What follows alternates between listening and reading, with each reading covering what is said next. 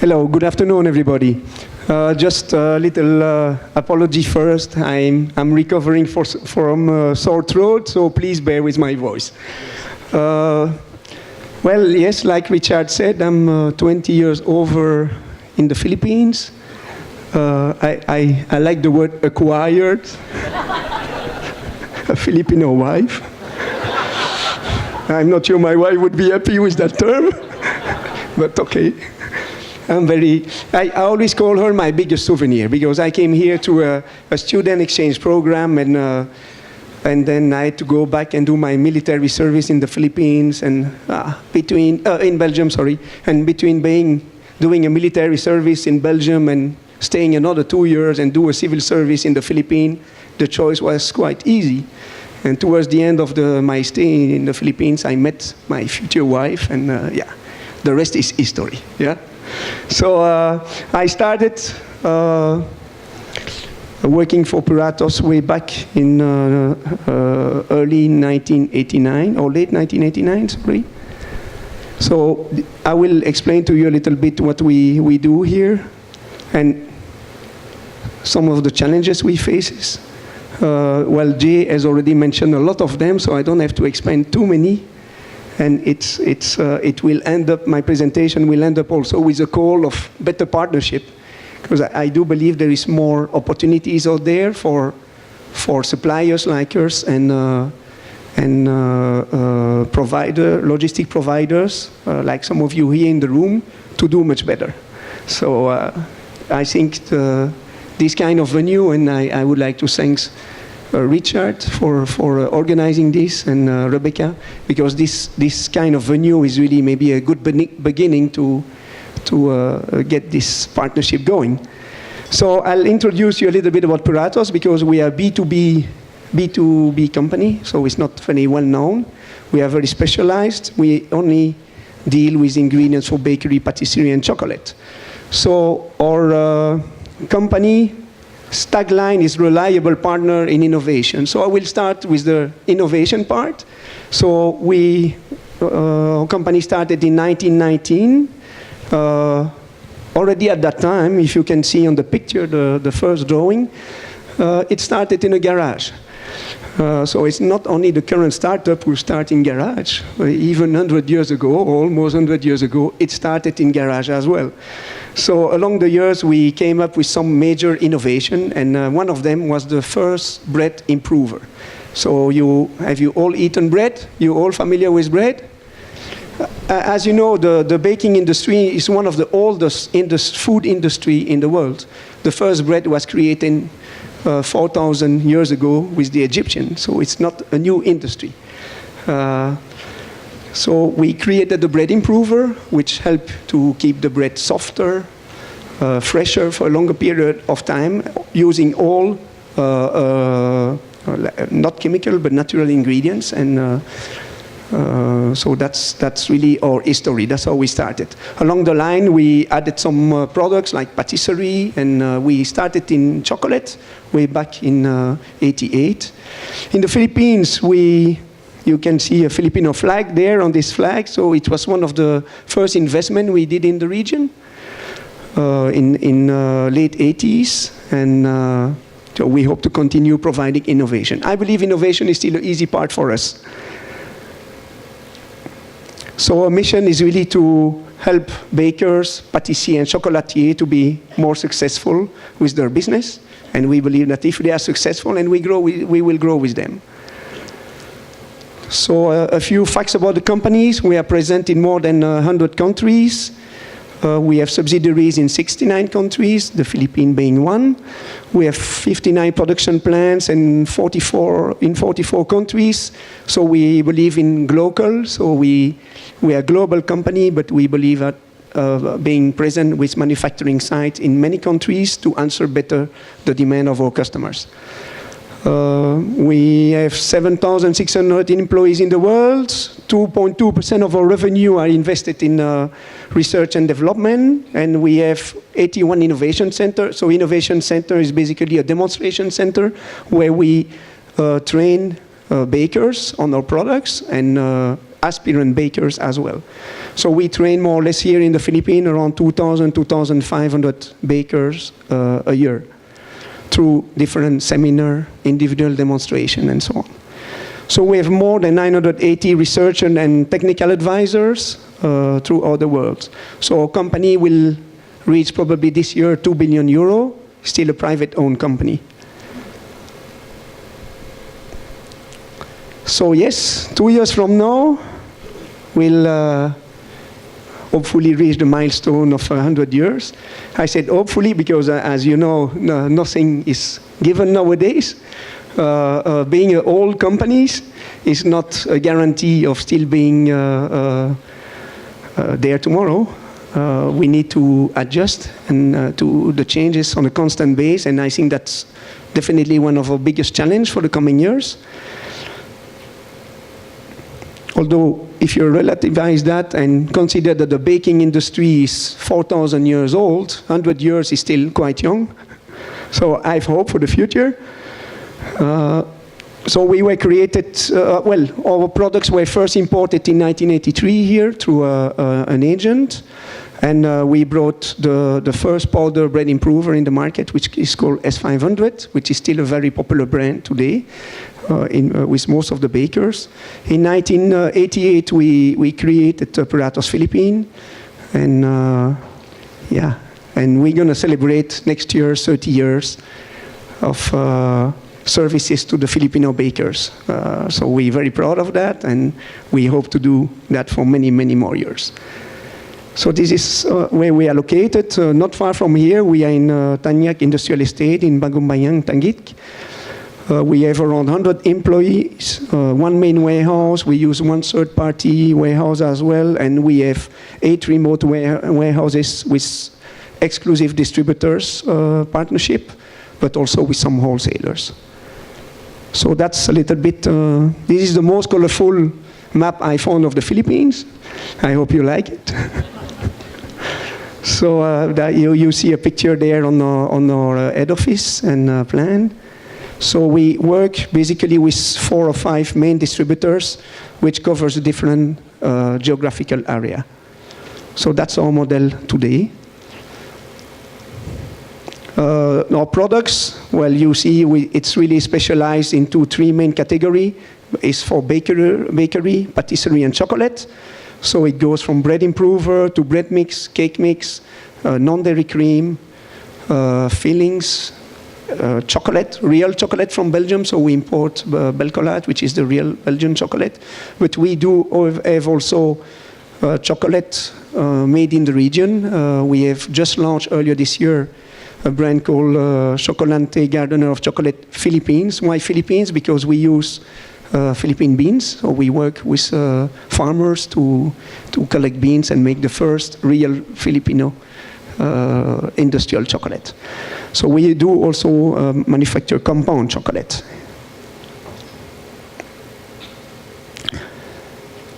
Okay, now that was the innovation part. Now I'm going into a little bit more the reliable part, which is often linked to logistic. And well, we use, our group worldwide is using a system very well known, SAP. We started using the SAP 2 years ago. The implementation itself went very well, but during the first year we started having a lot of problems because, as you can imagine, the level of literacy in our company of digital and computer is not everywhere at the same level. Some of our, let's say, operators were discovering a computer for the first time. So it's not always easy to implement this kind of system, but we went through the difficult part, and now I believe we're managing that much better. I'm not going through in details. You are quite familiar with this, much better than me, I guess. Some of the challenge we face in the logistic, well, where before we were delivering in full truck, bigger quantities per drop. Nowadays, more and more, we face smaller and smaller customers, which wants to have smaller and smaller packaging. And that's become really a challenge to well, it's not a challenge to deliver to them, but it's a challenge to deliver to them in a cost-efficient way, and that people can really afford it and are willing to pay for it. So the order size has dropped. Probably most of you are familiar with the home baking business. Home baking business, well, I think Professor Mendoza earlier talked about it, and he's what we consider a home baker. He delivers through Facebook or Instagram to his neighborhood. And actually, the number of home bakers now in the Philippines is bigger than the number of regular registered bakery in the Philippines. You have 24,000 registered bakeries with DTI, which have proper shops and so on. But you have already one site alone, which is called Bake Happy Manila, which is a Facebook group, which has 90,000 followers. And these people buy ingredients online, and they buy from 150 grams to maximum 2 to 3 kilo. So it's quite a big challenge for us. We used to be a fully industrial professional supplier with minimum delivery bags of 25 kilo. So you can see the challenges we face more and more.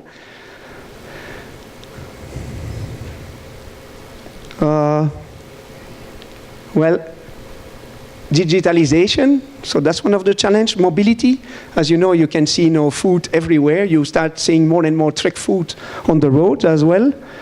And convenience. The new tagline is that if you want to build loyalty nowadays, you have to provide as much as possible convenience. If you don't provide convenience, people will just not buy from you, as simple as that. And then, in order to do so, we initially invested in our own delivery express. So we have our own motorbike. We call it Puratos Express Delivery, which is basically a motorbike with a box on it. But the box allows also delivery of products which we call below ambient temperature, so which is a range of temperature between 15 degrees Celsius to 25 degrees Celsius, which is, by the way, extremely difficult to find here in the Philippines with the logistic suppliers of today.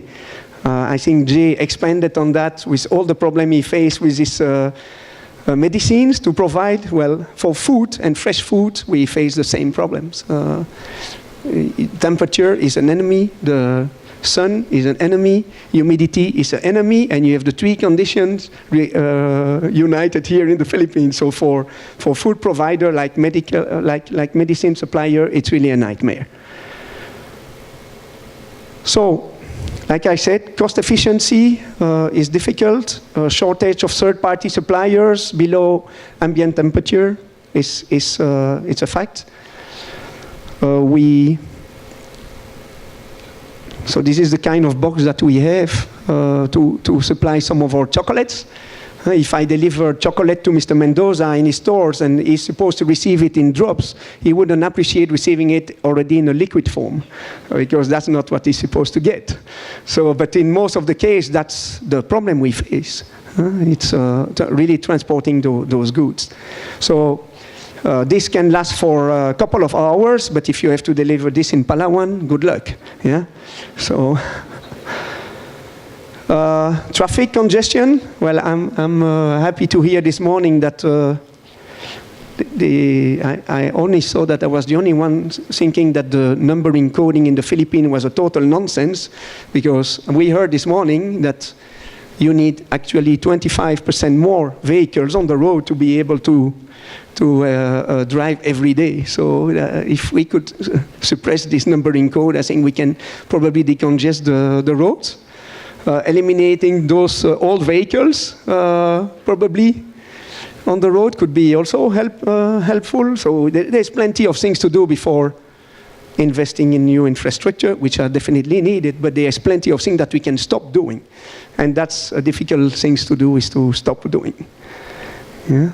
So yeah, the traffic.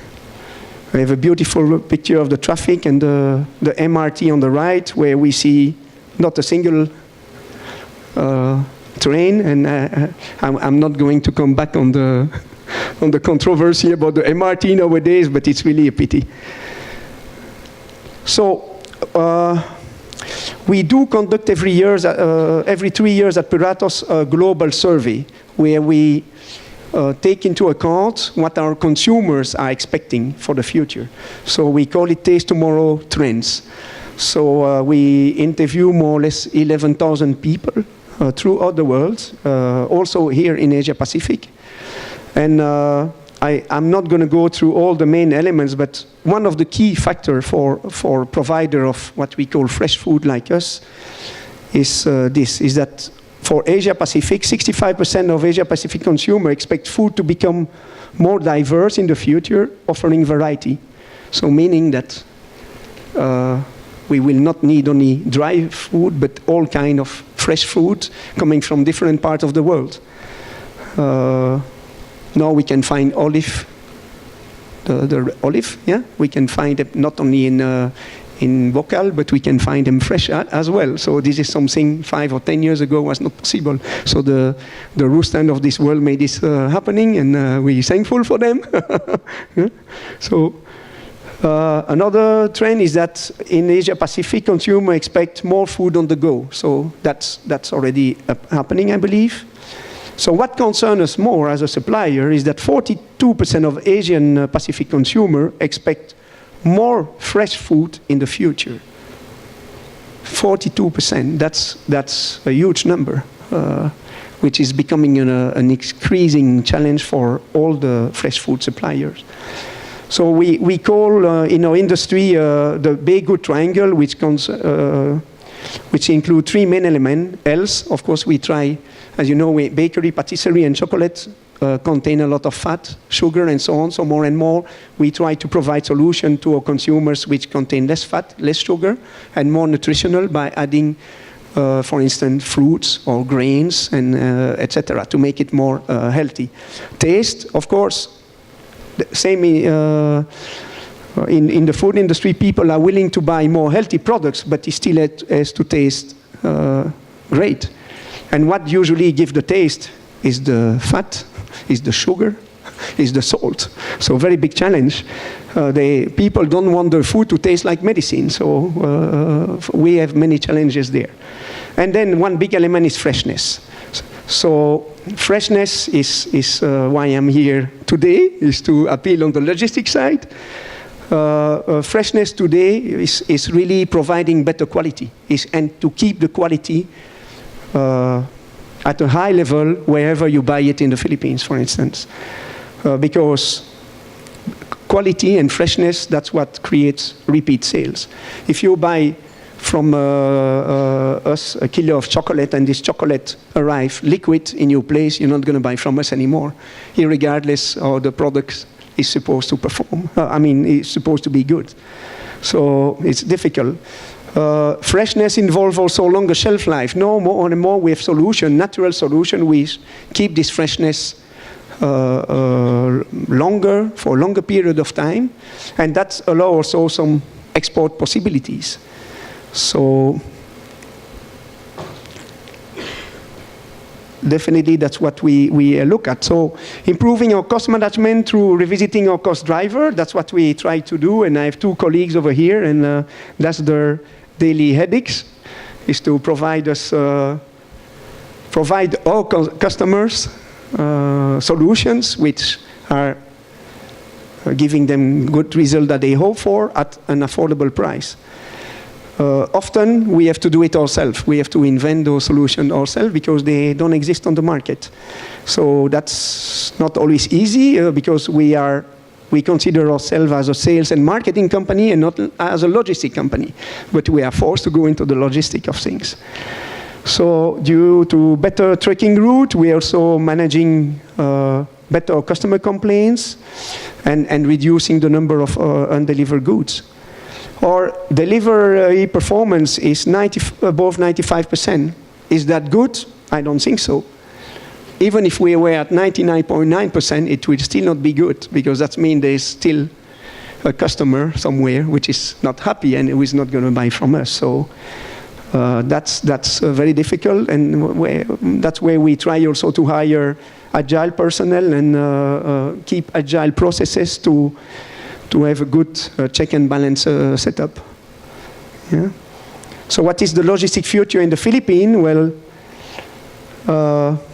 great customer experience being our main target and also our obsession. We know that logistic will be the biggest challenge for us, for fresh food in the future. So inter-island available transportation mode is still a big challenge. Ability to balance customer delight and the operating cost is a big challenge. But at the end of the day, what we have to remember is that convenience really creates loyalty, nothing else. We are also investing in the digital era because we believe that can help our customers, and we want to tap this 94,000 potential customers which are on this group called Bake Happy Manila, and there is 3 or 4 more of those. So we created our own app, which is called Puratos My Bakery, which is an app which precisely provide convenience. So people can search for recipes using our products. They have video tips on how to make those recipes. They can create their own recipes. They can order our products online as well. So basically, it's a shopping cart. So you can download it. It's available on the App Store and on the Google Play. You just look at Puratos My Bakery and you can download it. So for the aspirant bakers, please do so. And if you want to know more about the baking industry, we are always more than happy to help you start this business. So e-commerce knows no boundaries, but there are boundaries, and the logistic is one of them, I believe. So that's what we have to try to work together with our logistic partners to make it happen. And in summary, so that's a little bit our dilemma today. Customer offline and online demand evolve towards fresher, smaller, cheaper, and no delivery for products which are really below ambient temperature. The current third-party logistic is not adapted for that, which means also that it's limiting our potential of growth in geographical expansion. So I believe there is opportunities for the logistics sector to fill in the gap. We need to work together between suppliers and logistic partners and go beyond the rates that Jay was saying. We need to come up with solutions together and to answer the demand of our customers, because if we are not being able to answer that demand, we're going to be dying, let's put it that way. And that's not what we wish for. We want to be there for another 100 years, so we need to adapt, and we hope we can adapt together with our suppliers. So if you want to contact me, this is my email address. I would like to thank you all for listening to me and for inviting me here, and enjoy your afternoon. Thank you.